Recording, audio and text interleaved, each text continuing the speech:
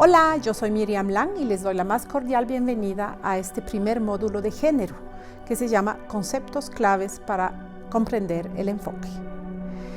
Entonces, ¿de qué se trata cuando hablamos de género? Ustedes seguramente habrán notado que cuando nace un bebé, según si nace varón o mujer, se hacen acciones diferentes. Se empieza a comprarle ropa diferente, se da consejos a los madres y padres de otra manera, y este pequeño ser empieza a ser encaminado a devenir mujer o a devenir hombre en su contexto cultural respectivo. Esto existe en todas las culturas, esas diferencias. Es como un fino tejido de reglas que a veces están muy a la vista, otras veces no nos enteramos siquiera de ellas porque son tan naturalizadas, pero que de alguna manera también nos limitan como personas.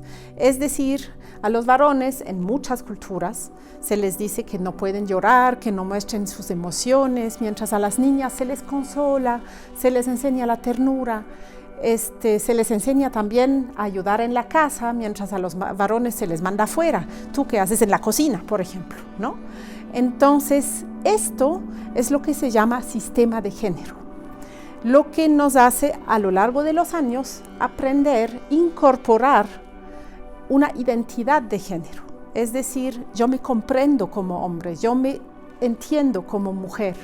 Es lo que soy, pero es la cultura que me ha hecho llegar a este punto. Entonces, por eso hablamos de una construcción social cuando hablamos de género. Estos mandatos que vamos incorporando, estas reglas, también pueden venir acompañadas de sanciones, es decir, que nos hablan, nos castigan cuando no cumplimos estas reglas y a veces incluso pueden ser dolorosas, pueden llevar a la burla, pueden llevar a la exclusión de grupos sociales, incluso pueden llevar a la violencia, sobre todo en la edad de la adolescencia o entre varones, porque los mandatos de masculinidad pueden ser impuestos con violencia. Eso tal vez en sus culturas, en la selva, no es tan fuerte, porque ahí, al menos yo, cuando visito, veo muchas niñas y niños bañándose en los ríos juntos, jugando fútbol juntos, caminan ahí por el espacio libremente y no son tan controlados, digamos, por los adultos, ¿no? Sin embargo, también hay una división sexual del trabajo. Es decir, que hombres y mujeres cumplen roles distintos en las comunidades, ejercen trabajos distintos. Por ejemplo, podríamos decir, en ciertas culturas las mujeres hacen la cerámica, los hombres van a cazar generalmente, las mujeres se encargan de la chacra y de la casa y más de los hijos.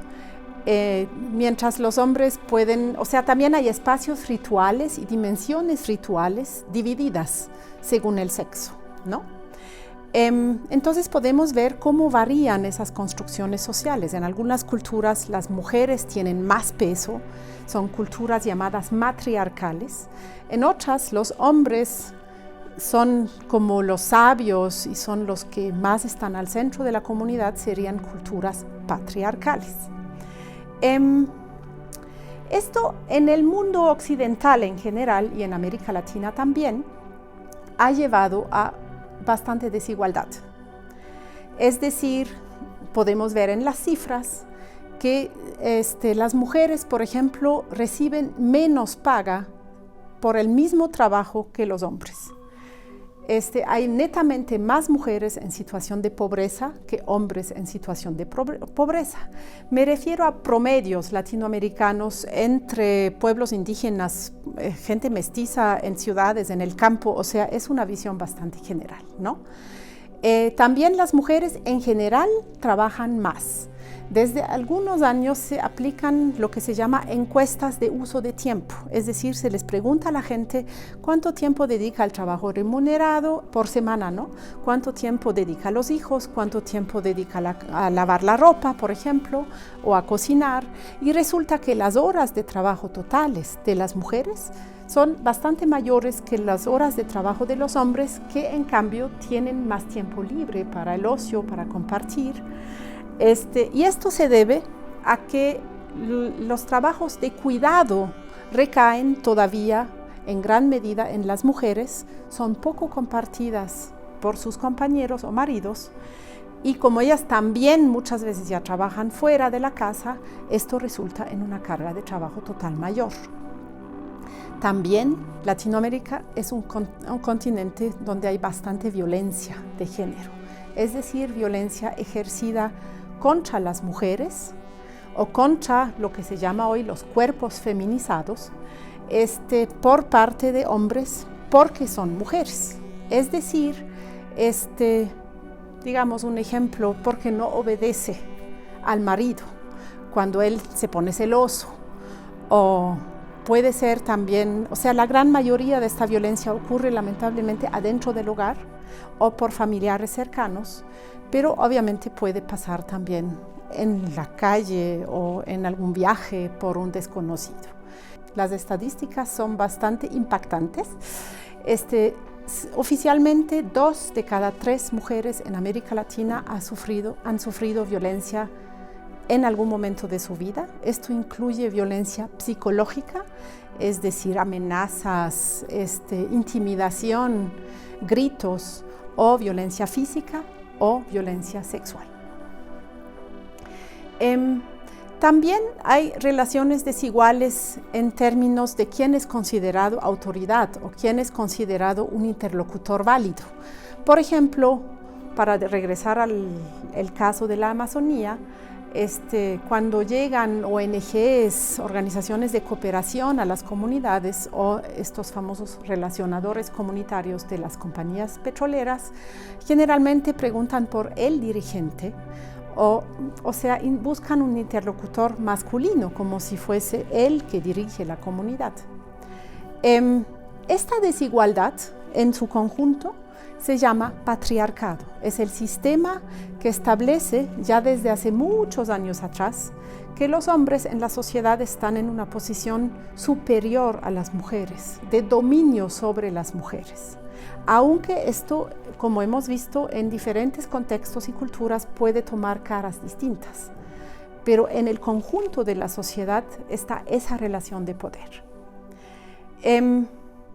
Por otro lado, cuando miramos la división sexual del trabajo en la Amazonía específicamente, podemos ver que generalmente los que salen más de las comunidades son los varones. Es decir, salen más a la ciudad a conseguir algo en la lancha, salen ellos a trabajar, puede ser en alguna finca, puede ser en una compañía petrolera o en la construcción. Entonces son más expuestos a influencias de fuera. Tal vez empiezan a compararse más con otros hombres en estos otros contextos, y esto hace que no convivan de la misma manera con el territorio que las mujeres, que en cambio salen relativamente poco. Es decir, ellas van de la casa a la chacra, se visitan, comparten ahí en el territorio y tienen esta relación del día a día, de cotidiana, de realmente sentir cómo viven de la selva. Esto en los casos de conflictos por el territorio, por ejemplo, porque viene algún megaproyecto, algún proyecto petrolero, algún proyecto minero, al amenazar el territorio, se puede ver que les ha dado una fortaleza especial a las mujeres. O sea, tanto en Ecuador como en Perú, en los últimos años, han sido sobre todo mujeres, no únicamente, pero mayoritariamente o primordialmente mujeres que han salido a defender el territorio. Estas marchas hacia la capital, estas cartas dirigidas a los presidentes, donde ellas manifiestan precisamente lo especial de su relación con la selva, su voluntad de mantener este ciclo de vida que les ayuda a reproducirse a ellas y a su pueblo y a su comunidad. Entonces podemos ver también que en este caso la división sexual del trabajo les ha dado una fortaleza a las mujeres que hoy en día los pueblos pueden aprovechar. Para recapitular, cuando hablamos de género, nos referimos a esta construcción cultural que hace que un bebé que ha nacido con un sexo determinado devenga mujer o devenga hombre, según los requerimientos de su contexto y de su cultura. Es decir, el sexo se refiere al cuerpo biológico y sus órganos sexuales, y el género se refiere a los requerimientos sociales que de alguna manera son asociados a este sexo. Luego, cuando hablamos de división sexual del trabajo, esto es el reparto de tareas en una sociedad determinada entre tareas aptas o dignas para mujeres y tareas aptas o dignas para varones. Esto puede estar cambiando, no es siempre lo mismo. Cuando hablamos de patriarcado, nos referimos al sistema de dominación de lo masculino sobre lo femenino, es decir, todo lo asociado a lo masculino en una sociedad patriarcal se considera superior a todo lo considerado femenino en una sociedad patriarcal. Muchas gracias y nos volveremos a ver en el segundo módulo de género.